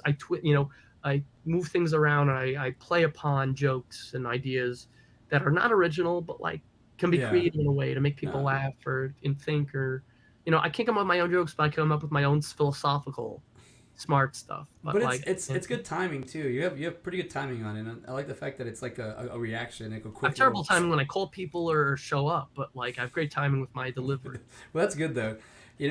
I think for the most part, just like hanging out with you and understanding, like, just you sharing your collection with me, and just seeing like what's up. I appreciate that. Yeah, yeah. I just saying like I think for the most part, like I think I know where like what I mean, what I'm trying to say is like anything you do, any show you do, the passion that you have for it, I can see it right here. I can see that, and I mean, you can. I'm gonna have to like. I didn't realize we're already going an hour and a half, so or Yeah, so 124. I just want, but when you're done, I want to say one last thing. Okay, I'm saying when I finish playing, we'll get you. But I want to finish off with your video because with you playing the piano because it's something that's so extraordinary that I love the piano in general. I have a piano here. When I met Schiaffo, on the video conference, I told him, hey, I literally just got the piano that day, and One of these days, I gotta go in the Indie Brigade and just bring it downstairs and play the piano in the background for everybody. Yeah, for the Indie I've Escape. done that on a Clubhouse for people in the film industry and a friend of mine. You should, man. I have on the Indie Escape. So yeah. Carry that big piano. I'll carry it with you, and then I'll let you play. But when he was like, "Hey, how many songs can you play?" I was like, "No, it's got like 6 keys that work. I still gotta fix it." But the fact that I saw him where he was like, "Hey, look," I was like, I like that because piano is a hard instrument to play. Well, I'll tell you the truth. It can be. When people say guitar is easier, I'm like, you have to, like, for a piano, you could just play a note by playing it. Guitar, you have to play certain notes, you have to use both hands. You don't need both hands to play a single note. A chord, you don't even necessarily need both hands. Well, not for a chord, but like for certain melodies. But on a guitar, you need both hands to play notes. Not necessarily all notes.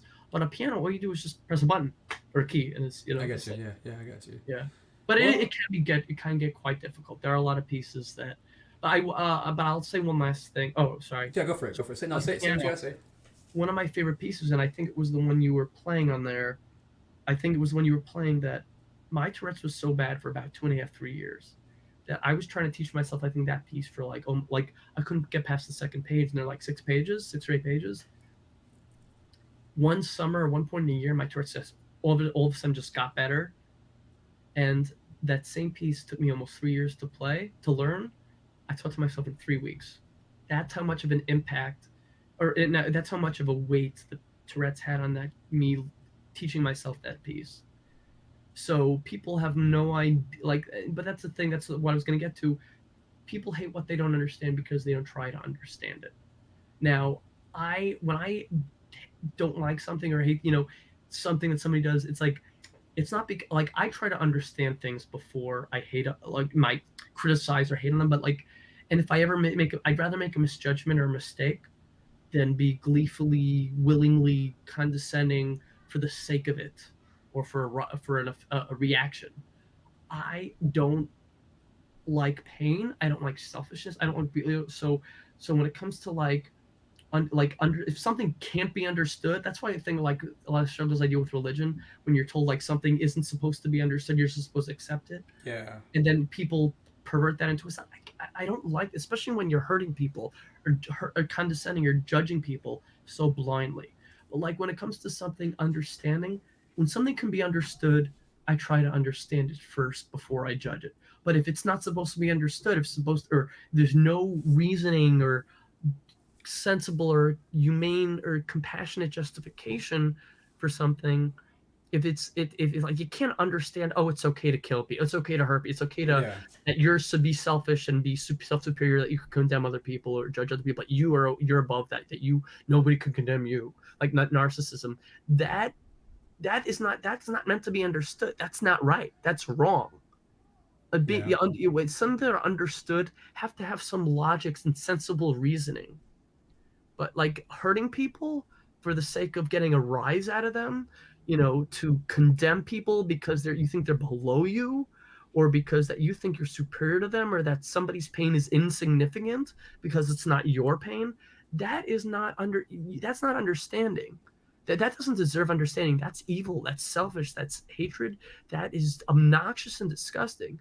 But love, not just love, understand. You don't have to. If you can't understand something, accept it. But I can't accept.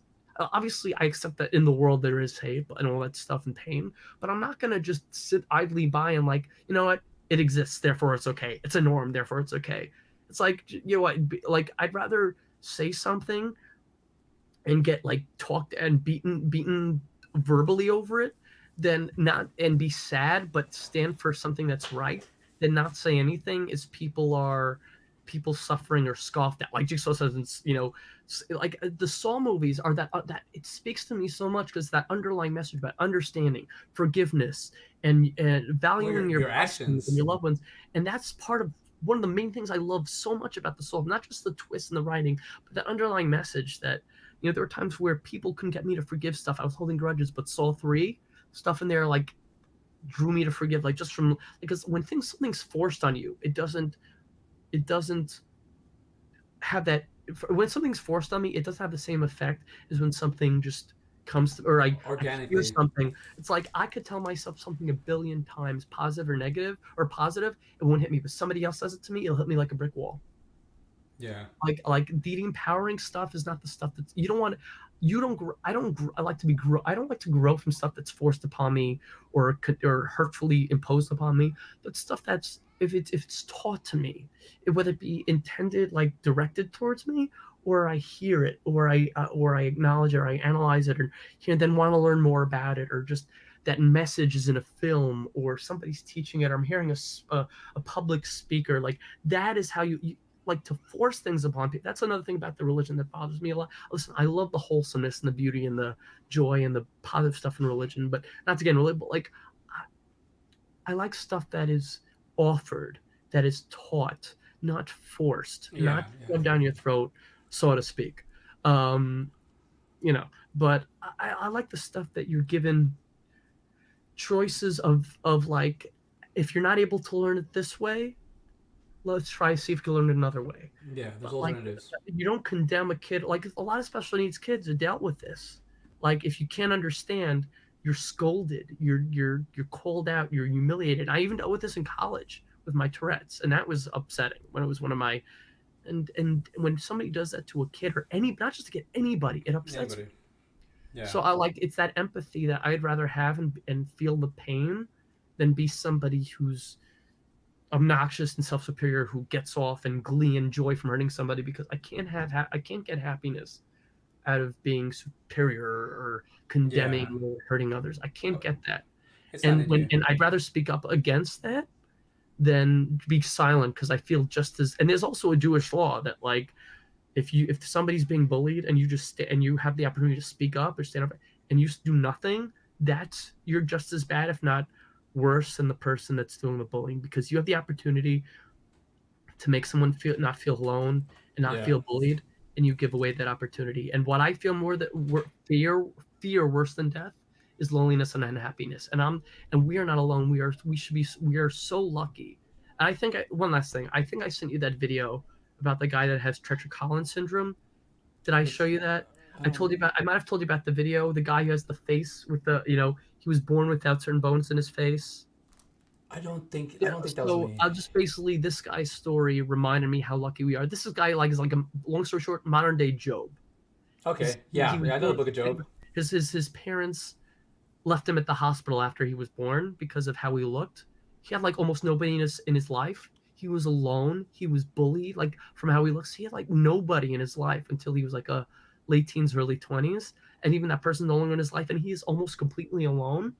But he has found happiness and hope even with all the, because of one instance is one other human being who gave him the time of day, and that saved his life. That gave him hope and happiness. And we really take our blessings for granted. We take so much for granted. If I go into this, I'm going to start crying. So, I'll cut you off. I'll give you one more minute. I can never truly be alone, because there are always people in my life, whether it be my family, my friends.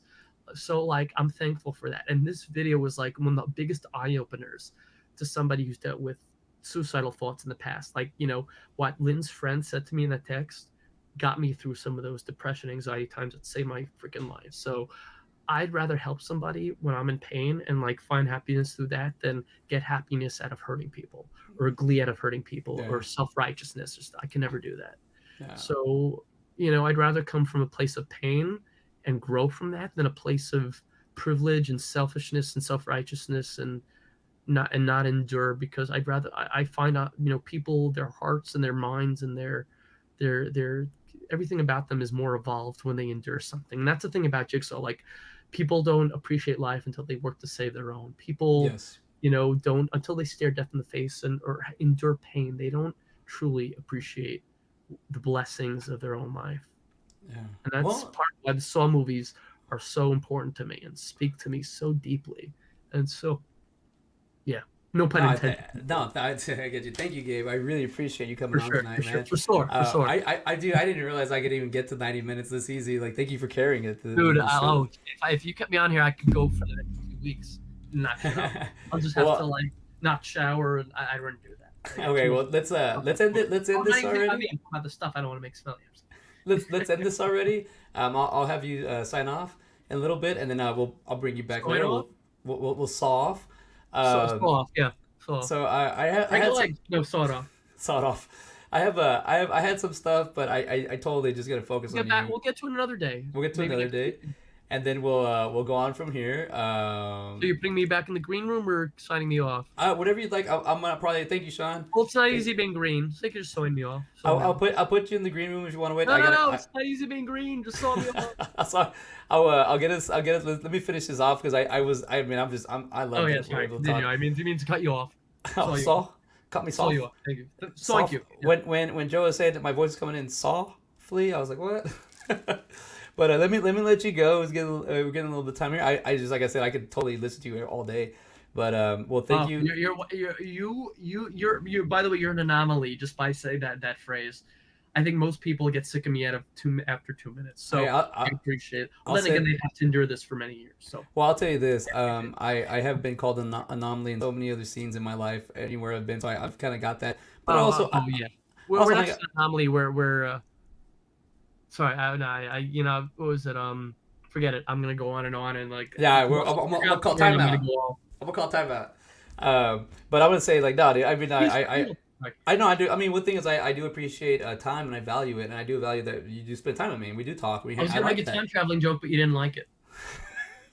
Time traveling. I'm just saying that you're in New York and I'm in Texas, and we're able to come hang out. New York, and I'm in Texas. York. So Long Island. Long Staten Island. You know what? I will say that it was cool. I'll leave this with this because I know if I say this, it's gonna start something else. But I'm gonna leave this with this, and we're gonna start it somewhere else later. I just want to thank you afterwards with the word. I thought it was cool hanging out with Damien and David.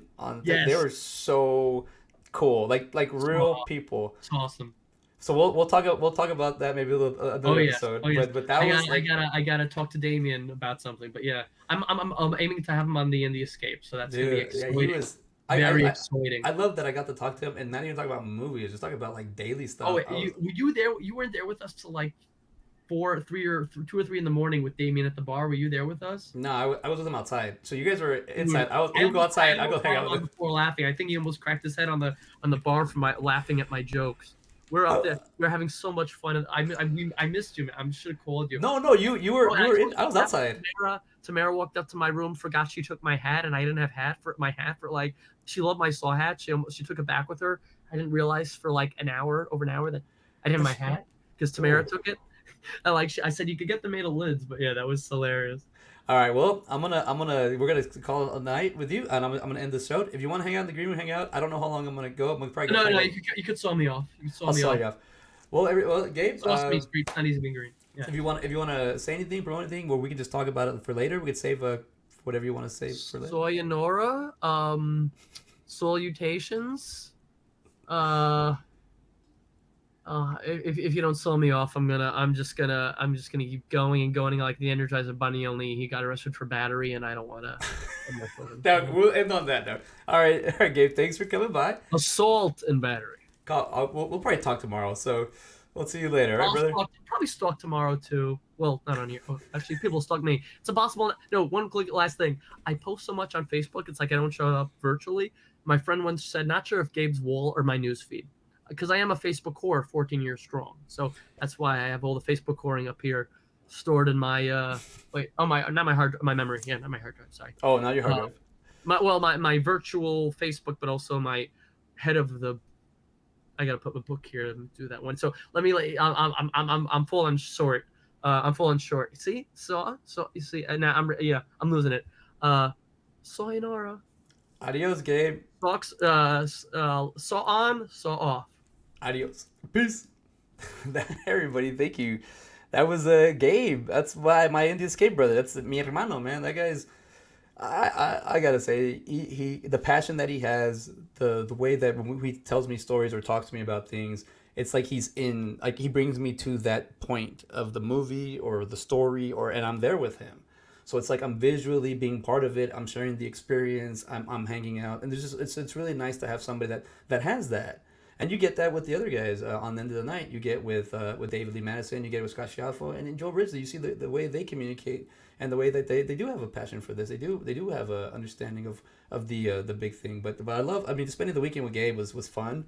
We I mean, he was busy. I was chilling. I was this guy. He was always recording him, and he'd take a break, he'd come hang out with me, which I thought was great. I thought that was awesome that he can go and relax and chill, but he chose to hang out with me. But with that being said, I had a lot of things set up for today. This Gabe guest thing was the last second thing, but I did want to promote some Texas wrestling, so I'm gonna do this tomorrow. I don't have any scheduled shows for tomorrow, but I'm gonna do one tomorrow. I do want to talk about my first producing show. I do want to talk about my exclusive fan tribute to Norm MacDonald on Side by Side with Ben and I did. And we also have the end of the night. That's going to be this Sunday. Tammy and Roebuck. We're gonna have they're gonna have her on. So we'll do something tomorrow. And Gabe is gone. So I'm going to just finish off the episode. I'm gonna play what Gabe. I'm gonna play some of his music, and it's so beautiful. I don't know if things like a 3 or 4 minute video. I'm gonna play this video, and then we'll see where I'm at. But just listen to it and understand that this guy can do something very creative, very crazy. But just hear what this is what we just had Gabe right now. This is my brother Gabe. Hear what he can do with the piano.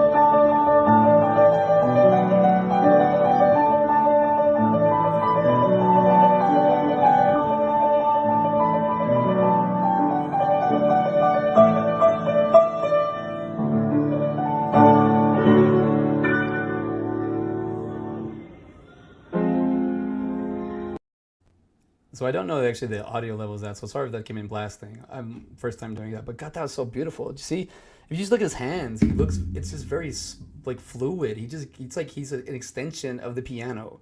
Like the piano and him are one. And it's insane. So all I gotta say that he's not a hint of talent. He said Rusty. That's not Russ. I don't know what Rusty looks like, but that was not Russ. But I do want to say thank you for hanging out with this almost 2-hour episode. We didn't really plan this out. I just wanted to bring Gabe on. He's part of the Escape. We're gonna get him started. He's gonna have his own show. I might produce it. I hope I can produce it. There's a high chance of that. But as I'm ending this episode, I just realized that it's I didn't realize it. Just I can tell like you got to see that passion. You got to see like actual passion, not somebody that's telling you this is what I like. And no, that's what passion looks like. I have another video here of a gentleman that I'll share tomorrow with about the Texas. There he goes. Thank you, Gabe, for Sawyer, brother. Oh, dude, he's for. That's not correct. He's that. Are you the one that's here? He's got talent, man. He's got good. Like you said, he can't kiss his butt too much, but I did want to say that that when he posted that, he's probably posting a little bit of videos of him playing, and they're amazing. Actually, very inspiring to know somebody that can actually do that. I mean, it's amazing. I can't. Whenever you see the end of the night, you see Scott Schiaffo. He'll just jump on the side and tring, tring, tring, and you see the way he does. He does those quick little things. He has his little xylophone, the zing. But you know, that's the thing. But you see Schiaffo, as soon as he like turns, he's like comfortable, and he's just like. I don't know. I don't know. I love the show End of the Night. It's one of my favorite shows. And as you see, like the way I look at it and I analyze it, and he just naturally and it turns around. I'm like, oh man, he just knows what he wants to do and he goes for it. And the pianos there. I see with Gabe just getting lost in there, kind of like the way I when I like to tell stories or I like to listen or just like to anything with my medium like that. But I'm gonna let everybody go. It's a little bit late. Thank you for hanging out, everybody, and anybody who. Watching this episode, I really appreciate it because it's a great thing we're doing here with Indie Escape. We're going to just creatives getting together and just talking about creative stuff. If you don't want to talk about the other stuff, come over here and hang out with us. Yeah, I'm gonna be hanging around a little bit. But with all that being said, I will bid everyone adieu. I'm going to do the outro that we had nothing to do with today's episode, but I'm going to do it anyways because that's the way this show goes. But tomorrow I'll do a show midday and see what happens with it. See if I get any attention during the day. But all right, I got nothing else to say. I mean I do, but it's a great episode. Let's end it with the way Gabe ended it with the piano. So thank you everybody. Peace, sayonara, and I will saw y'all later.